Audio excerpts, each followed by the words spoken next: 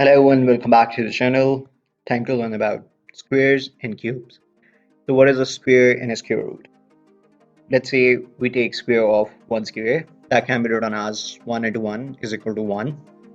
2 square is equal to 2 into 2 is equal to 4. 3 square is equal to 3 into 3 is equal to 9. And 4 square is equal to 4 into 4 is equal to 16. Now, all of these numbers 1, 4, 9 and 16 are the squares of 1, 2, 3 and 4.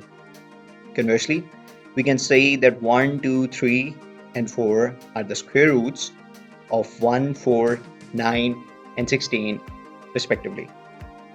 Similarly, for cube and cube roots, 1 cube is equal to 1 into 1 into 1 is equal to 1. 2 cube is equal to 2 into 2 into 2 is equal to 8. 3 cube is equal to 27 and 4 cube is equal to 64. 1, 8, 27, 64 are the cubes of 1, 2, 3 and 4. Conversely, we can say 1, 2, 3 and 4 are the cube roots of 1, 8, 27 and 64. Now, how do you compute the square root or a cube root? Let's say we have to find out the square root of 16. First of all, you start by making vectors of 16. That is 2 into 2 into 2 into 2. Divide that into two groups, 2 square into 2 square. Taking the square as a common, 2 into 2 raised to power 2. We have 4 square. Putting that into square root, the answer is 4.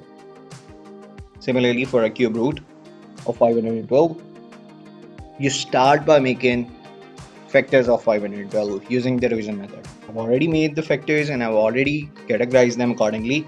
So the answer is 2 into 2 into 2. That is the first set. The second set has 2 into 2 into 2 and the third set is 2 into 2 into 2.